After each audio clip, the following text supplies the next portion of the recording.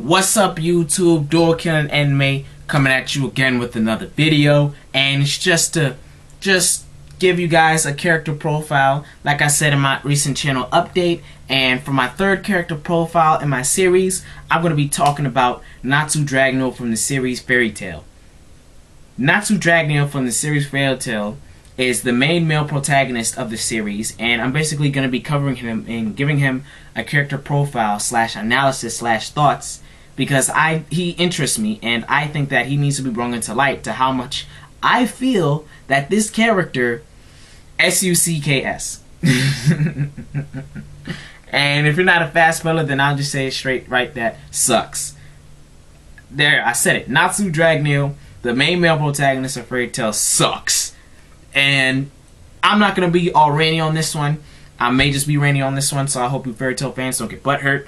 But I'm just going to talk about Natsu Dragneel for a second. I'll put my argument at the side of the table, and then you guys could reply and comment and make video responses down below. I'm not going to prevent you guys from making any type of comments, either it's bad or it's a threat or anything like that, because it's the internet, and I allow you to take that liberty. But no, just don't cross the line with it. I don't like getting into beefs. But as long as you can put facts on the table and legitimate claims on the table, I like it and I enjoy it. Alright, now that I got this disclaimer out the way, let's get on to the video. Natsu Dragneel.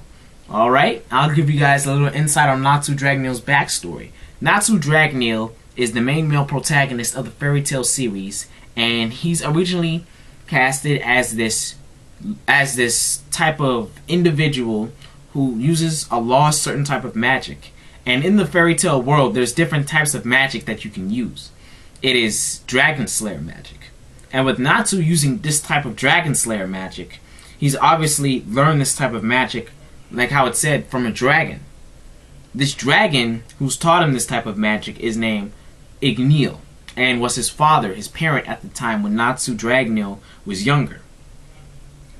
When Igneel disappeared one day on X777 in July, then this obviously hurt Natsu Dragneel most, because he was confused at the time, and Natsu Dragneel has a side drive and a quest to be able to find his father again. Take you back to the present of Fairy Tail, Natsu Dragneel has found his way to the Magical Fairy Tail Guild, and the #1 guild in Fairy Tail, the Fairy Tail Guild.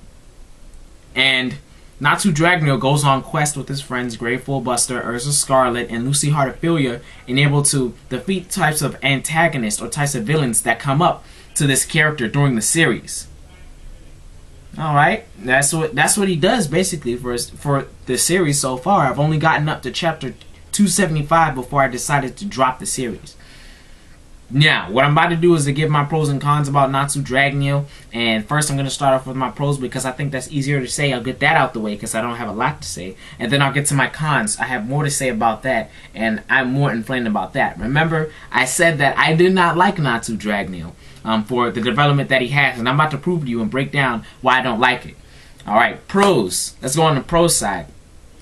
One pro of Natsu Dragneel is that he's a very likable character when it comes to the basic shonen manga type character.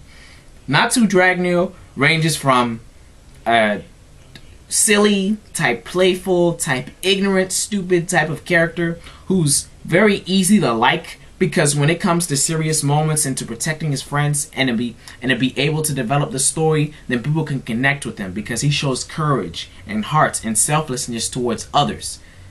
So his initial character design at the beginning of the series is good, because it establishes himself with most of the shonen audience and most of the audiences who like to go off into stories such as Fairy Tail or any other series, you know, for example, One Piece or Naruto.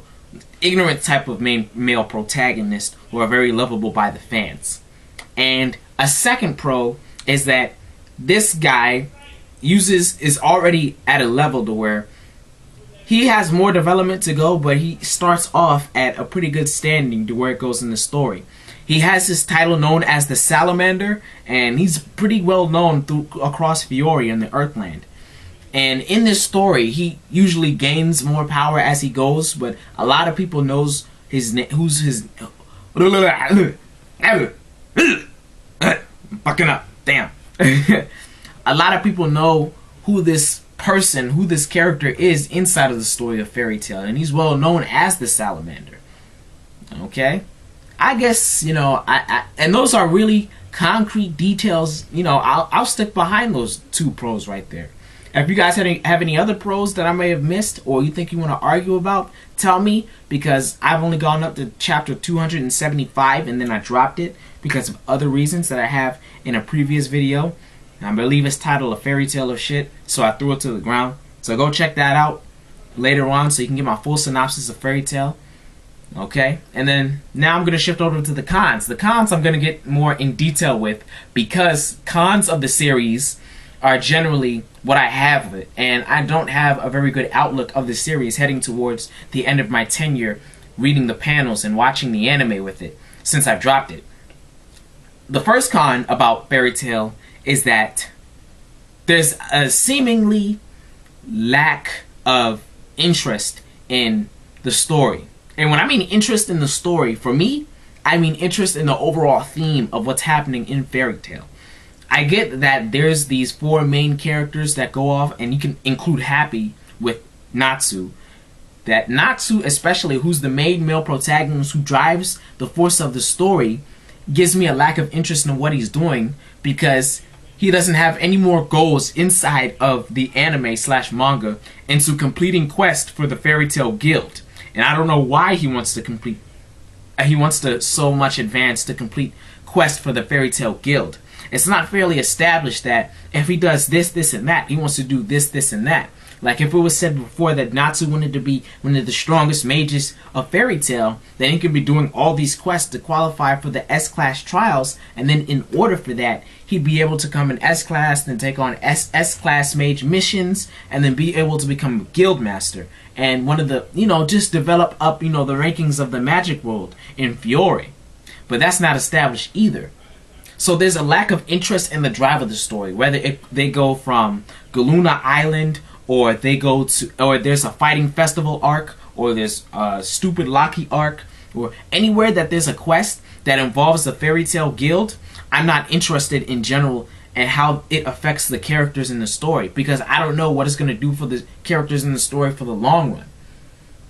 My second con about Fairy Tail is that there's a serious lack of character development. And this may just be my final, not my final, but one of my poignant points that I'm going to make in this video. Character development, man. You can't have a good story without it. Character development, getting your character from A to B and making him unpredictable from A to B during the journey. As much as I've read Fairy Tail chapter 275, it was starting off from the beginning of the Great Magic Games, which means that all I've got to finish was from the beginning of Fairy Tail into the Tenryojima Island arc.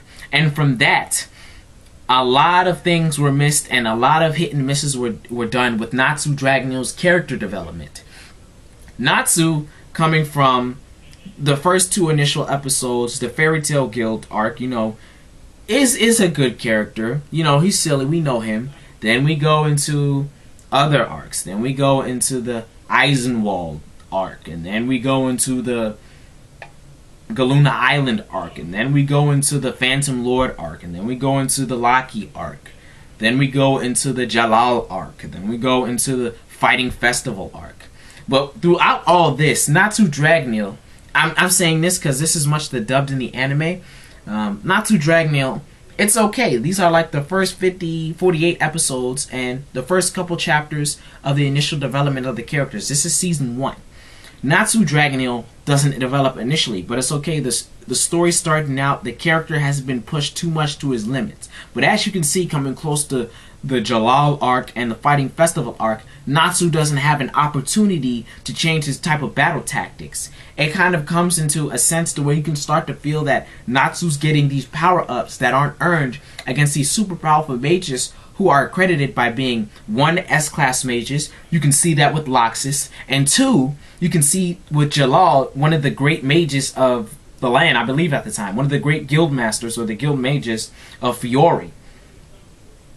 And if Natsu's able to accomplish these feats and defeat these type of people due to these challenges and get these power-ups so quickly, then it kind of got stale once I saw him do these power-ups the same with Gajeel, or do these power-ups the same with, let's see, on the Galuna Isla arc.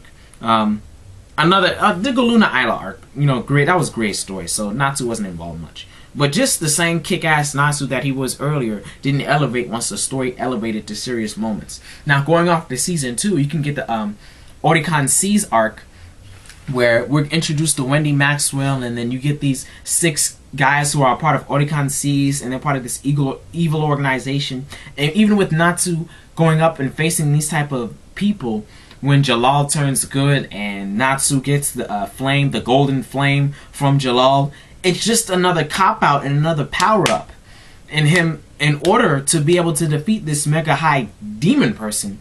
And I'm wondering, how does Natsu develop and get smarter as a character if he keeps getting these power-ups and committing the same mistakes and facing his enemies again and getting beat up and getting a power-up inconspicuously and illogically, and then just beating the bad guy and everything's safe? This lack of character development into taking tactics or doing tactics into saving his friends or running away or living to fight another day makes him one-dimensional, makes him a straight tunnel. And, you know, just straight, you know, there are avenues that he could have taken with his character, but he's just going straight forward all the time. And I'm not very much interested in seeing this all the time. I want to see what he does when he goes here and he goes here. A great dynamic to the story is when, to the fairy tale story, was when Natsu faced Guild Arts. And in the manga, I saw this, and Natsu, when he got to see Guild Arts' true strength and his abilities, and once he powered up, Natsu acknowledged his defeat. And he acknowledged that he wasn't strong enough to defeat him. And as he was crying on the floor, and you know, he felt pathetic because he thought he lost the S-Class trial so early, Guild Arts told him something very important that I think Natsu did shit with. And the phrase was, it's okay to have weakness. Weakness isn't something that betrays, you know, your strength. Weakness is something that will make you stronger as a person.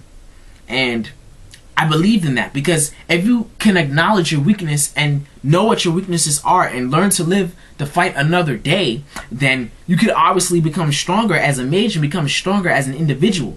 As Natsu has lacked, because he has that typical ignorant slash stupid slash dumbass main protagonist character. So of course he needs to grow from this type of person into someone else, so we can see that character development and take him more seriously as a character and take the story more seriously as a whole. But coming with his fight later on in the Tenryojima Island arc, and you know, ever since I've referenced Guild Arts, this is the Tenryojima Island arc, so you guys don't lose track at home. He faces Zancro with the Godly Flame, and Zancro is pretty much a boss. You know, he demolishes him, like, gets the ass whooping, okay? He just eats his flames, he puts it back at him, and Natsu's just scared. He's pissed. It's the first time of the series we've ever seen him shaking. He sees his Master Makarov just lying next to the floor after he lost to Master Hades, and everything's just, shit's fucked up, okay? Shit's fucked up. Shit's to the fan. And Natsu says a very surprising thing that just irks me so much, and I don't get to this day. He says, yes, as Master Makarov, I'm sorry to cut into what I was about to say, but as Master Makarov sees that Natsu is shaking and is scared and is advising him to run away rather than fight for another day, Natsu says, oh yeah, I'm scared. And as he's shaking, he's saying this, I'm scared. I'm scared that I'm not going to be the one who's going to have to kick Master Hades' ass. And I'm like, what? I don't get it. Because it's like he turns from someone who's just ignorant of situation and who's headstrong and who wants to be tough, than to being a complete moron and not knowing his own strength. And it swerves me because I'm expecting him to show fear and to be able to develop himself as a person and be able to gain another type of dexterity to his personality, as a result gaining strength more rather than a power-up. He realizes that he has to train and get stronger to protect, his master. And this could have been woven in very nicely for at the end of the arc. Even though there was bullshit with the fairy tale and the fairy glitter and Master Mavis and Terranojima Island and the trees doubling every fairy tale member's power, then I would have preferred it that Master Makarova would die then and there and sacrificed himself to be able to protect his guild mages, his children, from Agnolia and Zeref's dragon. Then rather than that, Natsu and the rest of the crew just go off and fight, and just this whole shit about Natsu not getting this character development because he constantly wants to say this 12-year-old boy who's never say never, like Justin Bieber, like never say never, fairy tale, no, damn man. But I'm going on a tangent, like I said again. That's the second con. The first con, lack of interest into the drive of the story, and the second con is lack of character development. The third con is story. And the story and Natsu Dragneel's drives.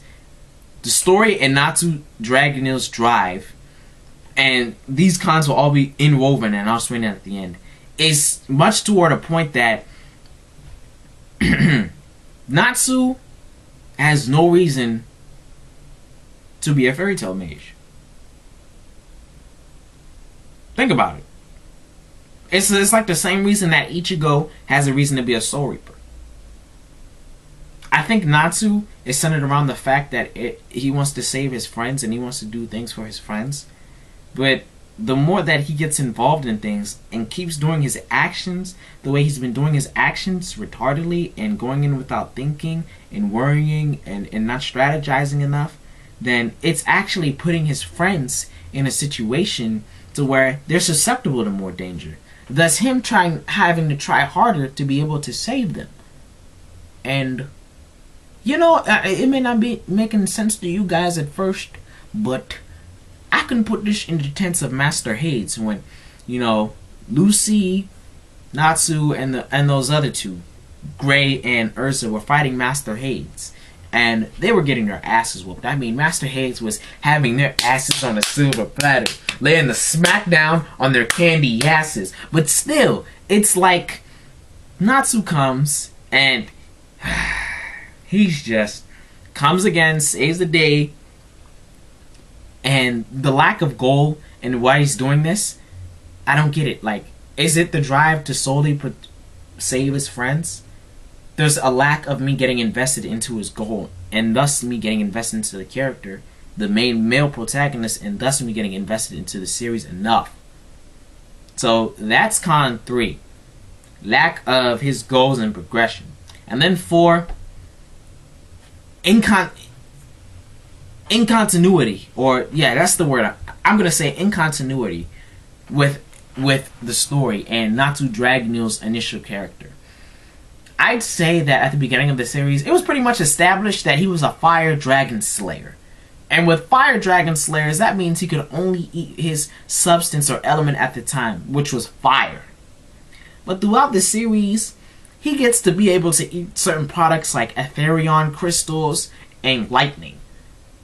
And so I get to think upon the logic that Hiro Mashima puts into the story and wondering, how can this guy, whose magic is only limited to one thing, eats other people's magic? What? Nah, man. Nah. Yeah. Fairy tale fan. Nah, man. Natsu Dragneel dick right? Nah, man. Nah. Y'all can't convince me that this story doesn't have the slightest bit of bullshit when the writer and the character in itself shows continuity. And I know this is going to be a situation where you guys are going to say, oh, don't blame Natsu Dragneel for that. Blame the writer, Hiro Mashima. He didn't put it in well. But you guys need to learn, and you guys need to put in retrospective that the writer is a reflection upon the story. And it's vice versa. The story is a reflection on the writer. So if the writer decides to fuck up and he does something bad, then that's going to show in the story. And if something is bad in the story, then that's going to show about the skills of the writer in that certain situation. No writer is perfect in writing their story, but once you fuck up a certain amount of times doing a certain series or a certain story, then there's something wrong with it. Away from that point that I just made, it's not about Hiro Mashima, but it's about Natsu Dragneel. And Natsu Dragneel able to have these hacks and these ways to gain power in which he hasn't earned it, which is counteracting the logic of the series, just makes me not like this guy, because he's just Superman. Like, look at it. Like, would you prefer a full hulked up Superman like some DC fans may like? Or would you prefer a completely human badass Batman with a plot and character development and story? I'm not saying that Superman doesn't have character development, but a lot of people don't gravitate to Superman as a fan because he doesn't show those idle human realistic, views and realistic ideologies and realistic lessons, and they can't relate to him as well because he's this invincible force. The same with Natsu Dragneel. He's this invincible force who just goes on in Fairy Tail and prevents the story from getting deeper than what it is. It's comical, it has action, it has adventure, but it will never change from what Fairy Tail is as a whole. Natsu Dragneel, in the story of Fairy Tail, has hindered it due to bad writing, bad character development, a lack of goal, a lack of interest and drive to what he's doing, and basically a lack of continuity within his actions and the logic of the story. That's how I feel about it. If I had to rate Natsu Dragneel as a character from 1 to 10, and actually I'm going to start rating these characters now. If I had to rate Natsu Dragneel from 1 to 10, I'd rate Natsu Dragneel a 5 out of 10. And I believe that's being generous. So 5 out of 10 for Natsu Dragneel. And if you don't know what the other 5 is going for, then put the other cons, the other 4 or 5 cons that I had there. And I put some other points that are beneficial for him too. Those can be like 2, 2.5 points, 3. Because those are basically what gets most people invested. For you Fairy Tail fans out here, don't get offended, don't get butthurt that much. Even though you guys may come back and want to retaliate. And for you non-biased fans who feel either way or who don't want to retaliate as much but don't agree, put your comments down below. Or the best thing you can do is make a video response. Alright, I think I wrapped up my point in this video. Natsu Dragneel, 5 out of 10. I give him not as good as he could have been, but it's tolerable in the shonen type of manga that he's in. And he affects the story a lot. It's been Dual Killing Anime. Like this or dislike this video, I don't care as long as you get my name out there. Comment down below. Video response is the best way to go. Dual Killing Anime, all the content with none of the filler. And if you don't know what that is, then you need to watch more anime. Peace.